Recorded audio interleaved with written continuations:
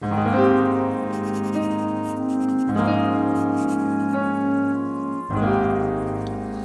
it is Saturday, September 24th, 2022. I'm Chris Remo, and welcome back to the New York Times Crossword Daily Solve. As you can probably tell, the environment looks a bit different. I probably sound a bit different. Just for this one day, I'm in a remote recording environment, so I'm trying this out with a headset rather than a microphone, so I can hopefully get less noise bleed from the background. I did this last night as a trial run for the Patreon campaign, and I covered myself in a blanket to try and dampen the noise, which is a classic voice recording trick, but it was so unbelievably hot trapping myself under a blanket with an increasingly overheating laptop, so I decided I don't think that's going to work for the full duration of today's video, so hopefully the noise isn't too bad.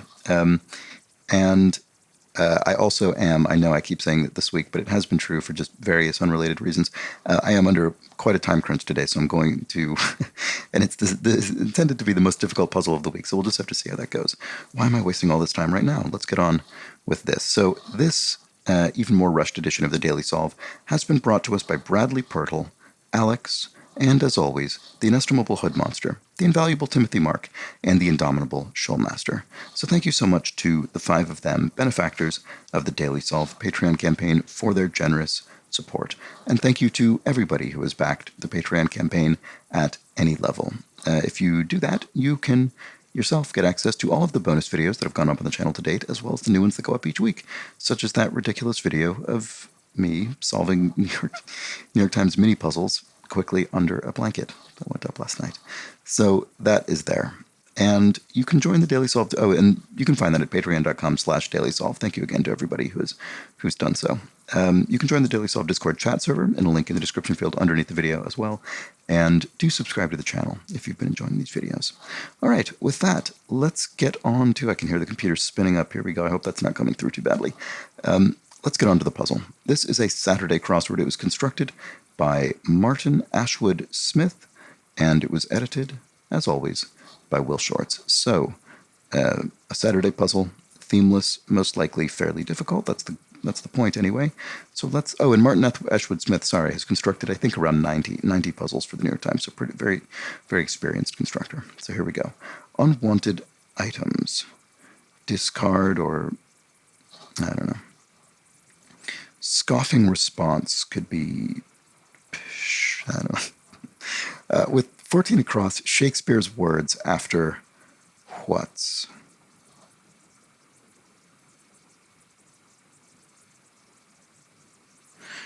Did Shakespeare do what's in a name? And then there was a whole thing that followed that, a whole sort of discursive thing, and I can't remember. Sorry. Let's check the crosses, see if that helps. Rare golf shots. Aces? Holes in one? Are they called aces in golf? I suspect they are. Spirits company with a bat in its logo. Bacardi, the rum distiller. And a birthstone after diamond. It looks like emerald based on those crosses. That's helpful. Final participant is... I see. Not the last participant, but rather a participant in a final examination at school. So a testee, I suppose. So what was this? Scoffing response. Oh, I bet, you'd say, right? You'd scoff, I bet. Here we had a veil rather than a mirror, per Oscar Wilde. That's very good art. And that's very good art, I said. I suppose you could say this little quip is itself very good art, but what I meant was it's a very good observation. Okay, Gordon Blank, co-star of 1955's Oklahoma. I don't know. If I had to guess based on the crosses, I would guess McCrae, just trying to fill that name, but I'm not. Let's see if that works here. James of 1974's The Gambler. Sorry for the traffic noise if that's coming through. I'm above a pub at the moment. James of 1974's The Gambler. So James Caan, who I think passed away just within the last few months, and I'm going to go ahead and say this is probably McCrae. It just really looks like that's the name. What about this? String game. String game. I don't know. It looks like this word should be very obvious, and yet I don't see it. What about this? Bust. Could be bust as in statue, or bust as in to apprehend somebody, or bust as in to fail. We went bust, we failed. But I don't know, I just don't see it. In the Heights setting. I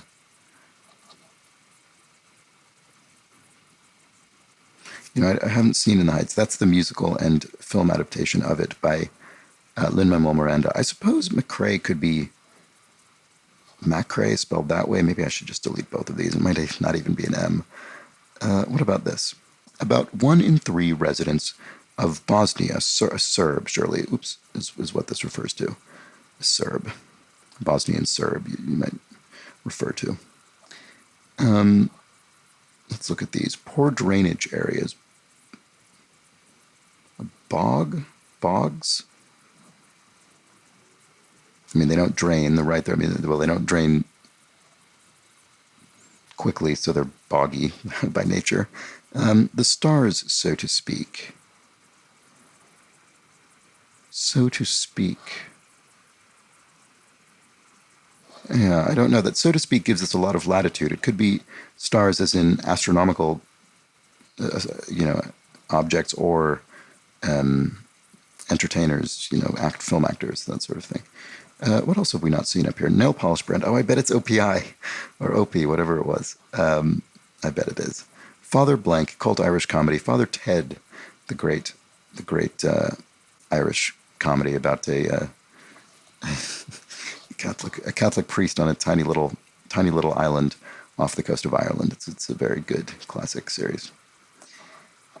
Okay, unwanted items and accomplishments for the 1970s Oakland A's. I don't know. Why do I think I'll be able to get that? I was wondering if it was some kind of sweep something, but it doesn't quite fit. Didn't shy away from. Leaned into, maybe? There we go. That's good. What about this? Poor drainage area. Right. Okay. If not bogs, then fens, perhaps? Fen, a bog. And the stars, so to speak. The stars are late. It doesn't really make any sense at all. The stars are what? What are the stars? So to speak. I guess I have to remember that so to speak part, but I'm not sure how. So what that means, I suppose, is that probably it's maybe not quite punny, but a little bit cute. I don't know. We'll have to just see. Unwanted items. Oh, cast-offs. Oh, right. The stars, so to speak. Fate, yes. Okay, so that's what that means. It means the stars, so to speak, idiomatically. Your fate is written in the stars. You can say, what's in store? Well, it's in the stars. It's fate. That sort of thing. Okay, great. Now I see what that was all about. Oh, is this a three-peat? You hear people talk about that in sports. I don't actually know what that means. Maybe that means they won 3 championship games in successive years, perhaps? That's my guess. If I had to guess what a three-peat was, boy, my computer is going absolutely just wild right now. I hope it's not too bad. I'm off. See ya, probably? I've been bitten sometimes assuming things like this. Let's look at the crosses. Put out. I mean, it could be put out as in emit, right? You put something out into the world, but it could also be put out as in I'm feeling put out, I'm feeling hard done by, that kind of thing. So I'm not sure. Odds could be chances of winning. Dover Beach poet. I mean, it looks like Arnold to me, and that sounds familiar, but I can't place the whole name. What about this? You'd prefer to have service in it. You'd prefer to have in tennis, you'd prefer to be the one serving, I suppose. Right, you'd prefer to have service, to be the one serving. I suspect that's the answer. Put out is... Oh, right. So this is one of those ways in which put can be a slightly deceptive word. So you could say, I am put out, but you could also say, I'm going to put you out. I mean, you wouldn't really say that, but you know what I mean. There's a better way to say this. That means you're the one doing the annoying. You're the one doing the putting out. So, yes. And then, so annoyed, or annoy. Degree word... I'm not sure. Okay, so this does look like C, yeah. I think that's safe enough to say now. Let go in a way could be unclasp, maybe, or unclamp or something. In a way, it says, yeah. So that does give it some latitude. it might mean let go in, a mechanical sense, on clamp, that kind of thing. But this is certainly Arnold, isn't it? Laughed and laughed and laughed. I'm not sure what that is. What about this? Degree word. Oh, I don't know. For instance, summa cum laude. How do you spell this? Sorry. 19th in a series. What does that mean? Oh, is it S? Is S the 19th letter in the alphabet? It is. Sorry, that's, I guess, not the kind of thing I have committed to memory. Anyway, good. That disambiguates this. So summa cum laude, which this is what I had landed on after typing 2 incorrect letters, but the S confirms it. Okay, so unclasp or unclamp, probably. Cocktail of tequila, lime juice, and grapefruit soda. I think that's a Paloma. Paloma cocktail. I don't know if I would have remembered this was if someone said, how do you make a Paloma? I probably would have guessed these things, but when I see it written down with this many spaces to fill, I'm quite confident, especially with that P as a help. Okay, string game. Cat's Cradle, the thing you do. I never really learned how exactly that works, what that is precisely, but that thing you do with string between your 2 hands. Vodka brand from Texas. Oh, Tito's vodka. I don't know if I've never been a huge vodka drinker, really. So I don't really know if I've ever had it, but I'm certainly aware of it. Okay, here we have Nova Scotia. New Scotland. That's what that means. And bust is...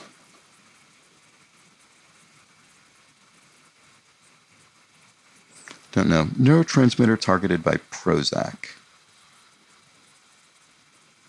I'm not sure. This will probably seem obvious in retrospect, but there are probably other words that sort of look and sound like it. So I don't know. There's one each in French, Spanish, Italian, Greek, Hawaiian, and Chinook. What on earth? There is one each.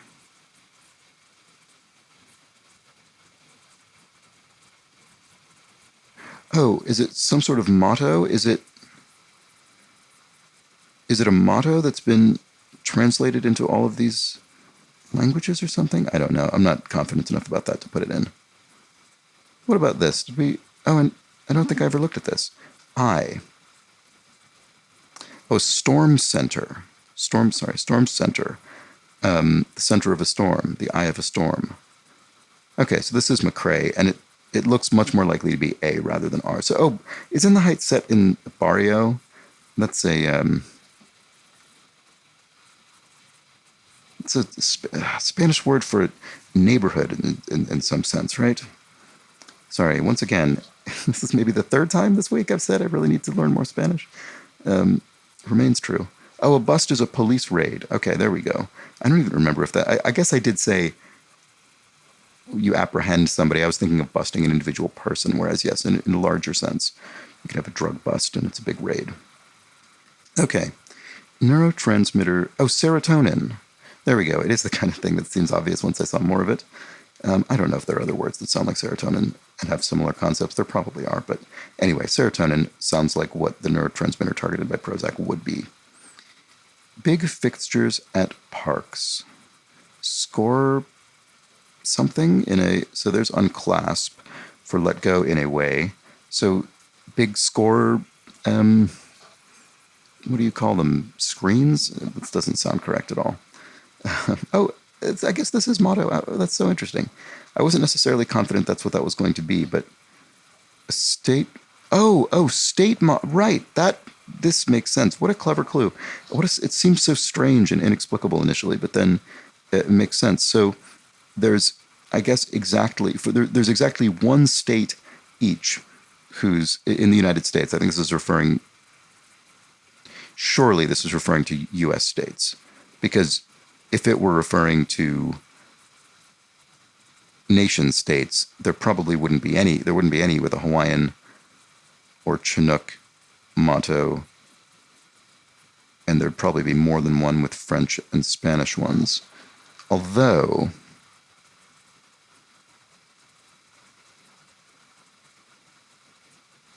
yeah, there would definitely be more than one with French and Spanish. I was going to say you could have an official sort of national motto that has an official Hawaiian and Chinook translation. I mean, I could imagine that being true of the U.S. or Canada. Not Canada in the case of Hawaii, but no, I think this is referring to U.S. states. So anyway, that's really interesting. So there's one U.S. state with a French motto, one U.S. state with a Spanish motto, and so on and so on and so on. I'm almost surprised there aren't more with Spanish or Greek mottos, to be honest. Those both seem like they would have more than one, but I mean, I'm perfectly willing to believe this. I hope my interpretation of that is correct. Anyway, treated like a dog, say, petted, I guess. This obviously makes you think it's going to be something insulting, but then it's just more literal. So sometimes that's the way that the misdirection goes. Okay, ocean liner. Ocean liner. I don't know. There's a question mark. There's some kind of pun or wordplay going there. Not sure exactly what that is. And here we have American jazz pianist, 1904 to 84, would be Count Basie, surely the great jazz pianist. Once, sort of a, I assume this isn't apocryphal, but I don't know. There's a story about Count Basie playing a solo where he sort of warms up and he gets really, the whole band is ready for him, and then he just sort of ceremoniously plays a single note, and that was his solo. And I think the point was what you play, what you improvise is as much about what you leave out as what you put in. Anyway, great jazz pianist. I don't know if that story's true. Big fixtures at parks. Scoreboards. There we go. Why couldn't I think what that is? It's a phrase so common we use it even in a idiomatic sense to refer to things that are not literal boards. Okay, painter Modigliani. I know this, but I can't bring it to mind. That's ocean line. Oh, sand. Sand lines the ocean. There we go. That's very good. It's very clever. Super. No idea. Tip of a geographic horn.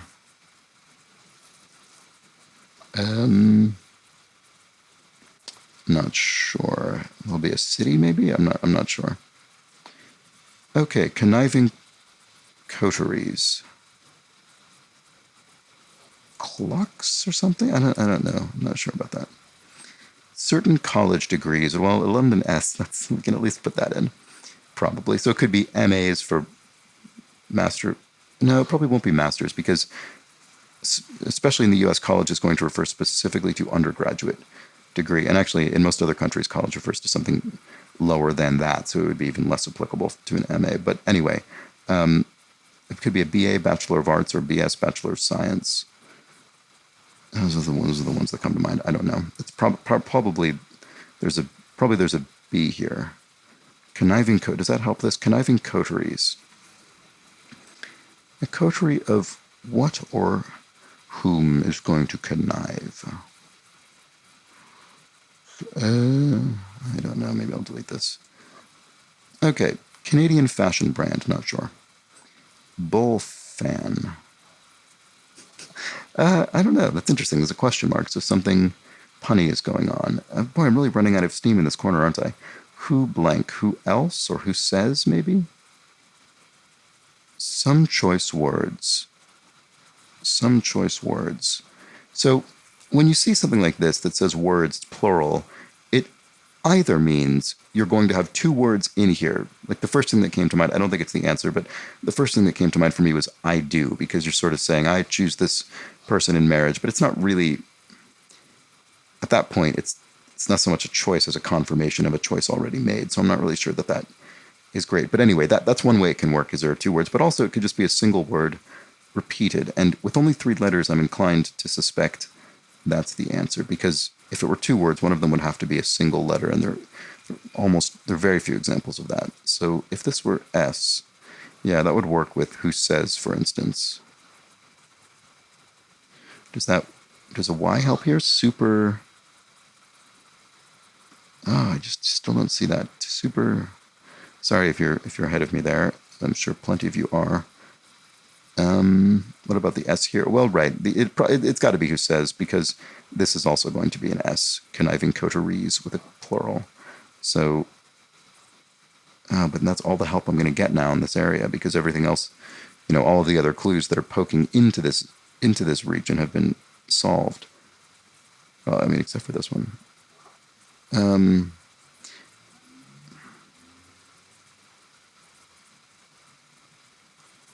Let's see. What am I doing? Sorry. Let's look elsewhere. We'll come back to it later. Equivalent of 400 meters often. Not sure. Is that a lap in a race or something? Singing sisters on the Lawrence Welk show. Is it the Pointer Sisters? No, those are radio people. I mean, Lawrence Welk show is probably broadcast on radio as well, but that's not what I mean. Anyway, low 90s. I'm not sure, but I have to get moving here. Acted nervously in a way. Something. Does that help? The pasta in Rasta pasta. I don't think I know that. Rasta pasta. Interesting. I wonder what that is. I mean, penne would fit. I think that was in the crossword the other day. 2010 World Cup winning country. Oh boy. I don't remember this. The World Cup is actually one of the only sporting events I reliably watch, but I don't remember this. Could be Spain in 5 letters. And Spain seems like a perfectly plausible World Cup winner. What about this? It once earned the nickname Poudre de Succession, something like that in French. Inheritance powder. Oh, arsenic. That's brutal. So I guess the idea being you poison, so an heir poisons their I don't know, parent or whoever it is they're going to inherit from. That is quite something. Okay, this looks like Spain. Okay. And not to not be under the weather is to feel okay, I suppose. Carter creation of 1979. So this would be presumably Jimmy Carter, the U.S. president. Did he create, I'm just guessing, starting in F with 4 letters, FEMA, the Federal Emergency something association, the emergency response in the United States, sort of big natural disasters, that kind of thing. And I can't remember what it stands for, apparently. Federal Emergency, I don't know. I can't remember. Okay, low 90s. I don't think I know the Singing Sisters on the Lawrence Welk show. Does a parent's bedtime task. Read aloud. No.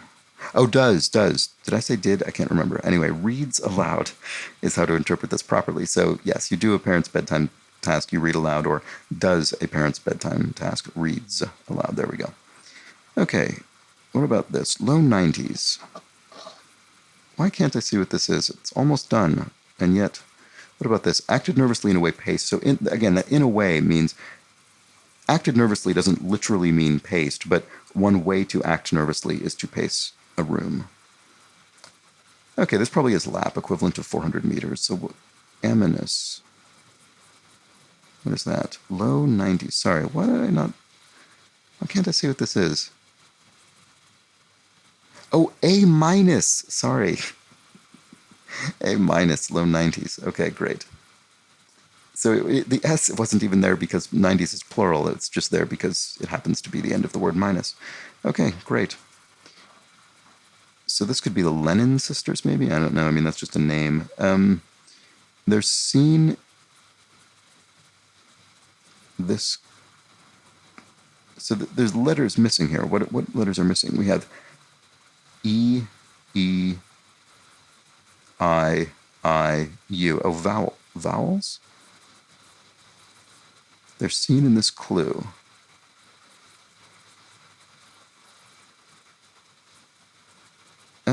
I'm not sure. What about this? One of the 13 original colonies, abbreviation Delaware, U.S. state of Delaware, one of the former British colonies that comprised the U.S. when it was founded. Alphabet trio STU, just simply 3 letters from the alphabet in succession, and that's that. Caves are spelunks, so spelunking is exploring caves. And, right, okay, so this could be, oh, they're seen in this clue, deletions, I suppose. Great, okay, very good. So the Lennon sisters are the singing sisters on the Lawrence Welk Show, there we go. That was a, I don't know, roughly mid-century, maybe later, maybe, I don't know how long it went into the, 50s, 60s, 70s, I'm not really sure. But it was a kind of variety show with a lot of music, kind of very, kind of American folk music kind of stuff, I suppose. Anyway, I'm not sure exactly how you'd categorize the music, but Big Blow is a gale of wind, and Blubber is, what is this? Deputy Blank TV tune, Deputy Dog TV tune, and then to blubber is to weep, right, of course. Okay, so now I need to finally reckon with this area here. So conniving coteries are cabals? A cabal is sort of a group. You could call it a coterie of people who are conniving. They're plotting something. Cabals are all, I think, pretty much exclusively referred to in the context of something being planned secretly. So conniving. So that sounds like the answer to me. Certain college degree. Okay, degrees probably BSs, Bachelors of Science. No, could just as easily be BAs. Right, sorry, I already knew the... Oh, Somalia in Africa? There we go, sorry. Another typing lapse there. So, tip of the geographical horn, Somalia. Okay, great. And then Amadeo Modigliani. I guess that's the Italian form of Amadeus. So would this be an A? Super...